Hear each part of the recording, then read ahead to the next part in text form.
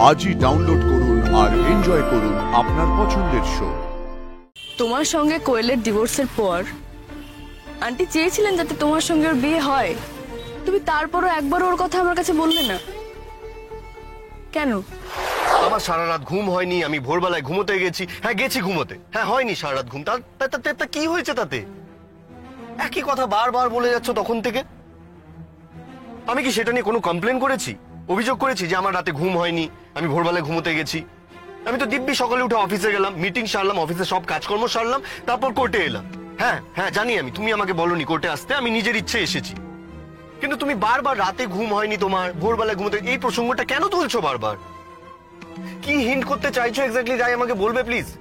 আমি কনসার্ন থেকে যা বলার বলেছি, তোমার সমস্যাগুলো তোমাকে বলেছি। আমার কোনো সমস্যা নেই রাই, আমার কোনো কিছুতেই কোনো সমস্যা নেই রাই। আমি আমার জীবনের অনেকটা সময়, অনেকগুলো বছর মুম্বাইতে কাটিয়েছি। আর মুম্বাইতে না এই রাত 10টা 11টা, এটা রাত নয়, সন্ধে।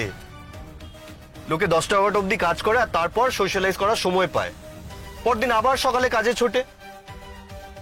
আমি এই জীবনে অভ্যস্ত রাই, অনেক বছর এই জীবনটাই কাটিয়েছি আমি। আর সিমিও মুম্বাইয়ের মেয়ে, ওর কাছেও এই জীবনটা নতুন কিছু নয়।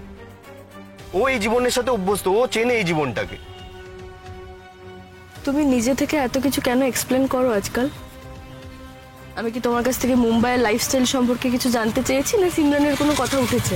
কিন্তু জানতে তো হবে রাই, যেটা ফ্যাক্ট সেটা তো জানা দরকার, জানা উচিত। আর সেটা জানলে তোমার সুবিধা হবে। আসল বিষয়টা কি জানো রাই, তোমার জানার দেখার পরিধিটা না খুব ছোট। নিজের বাড়ি ছিল আগে, তারপর এই বাড়ি, হ্যাঁ মাঝে অফিস কলেজ ছিল। তুমি তো ঘরোয়া টাইপস মেয়ে, বাইরের জগৎটাকে খুব বেশি দেখোনি, চেনো না। But I have a suggestion for you, try to know the outer world. বাইরের জগৎটাকে একটু দেখার চেষ্টা করো, তাতে তোমারই ভালো হবে।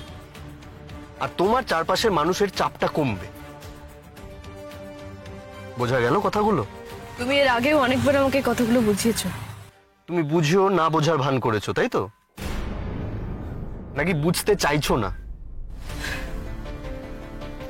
ভান করাটা আমার ধাতে নেই, না হলে হয়তো। যাকগে, বোঝা না বোঝা নিয়ে এত কথা যখন উঠলই, তখন সত্যি আমার কিছু, একেবারেই কিছু না বোঝা কয়েকটা কথা তোমাকে বলি। সত্যি সত্যি অনেক কিছু আমি বুঝতে পারছি না, আর সেটা নিয়ে আমার মনের মধ্যে নানা রকম টানাপোড়েন চলছে। কি নিয়ে? সিমরান তোমার এত কাছের বন্ধু, তোমরা ফ্যামিলি ফ্রেন্ডস, এত ভালো সম্পর্ক তোমাদের, তাহলে আমাদের বিয়েতে সিমরান এলো না কেন? আচ্ছা আমাদের বিয়ের কথা বাদ দাও, আমাদের বিয়ের পরও তুমি তোমার বন্ধুদের নিয়ে শুধু একটা পার্টি দিয়েছিলে, শুধু আমার সঙ্গে তোমার বন্ধুদের আলাপ করিয়ে দেবে বলে। কই, তখন তো সিমরানের প্রসঙ্গ একবারও আসেনি, একবারও ওঠেনি। কিন্তু এমনটা নয় যে তুমি ওকে নিয়ে আলোচনাই করোনি, তোমাদের মধ্যে আলোচনা চলতো ওকে নিয়ে। তোমার সঙ্গে কোয়েলের ডিভোর্সের পর আন্টি তোর প্রসঙ্গ তুলেছিলেন, আন্টি চেয়েছিলেন যাতে তোমার সঙ্গে ওর বিয়ে হয়। তার মানে ওকে নিয়ে আলোচনা হয়েছে। আমি মানলাম যে তুমি পার্টিসিপেট করোনি, তাতে তুমি চাওনি ওর সাথে বিয়ে করতে, মানলাম সেটা। কিন্তু ওকে নিয়ে আলোচনা যখন হয়েছে, ওর প্রসঙ্গ যখন উঠেছে, তুমি তারপরও একবার ওর কথা আমার কাছে বললে না কেন?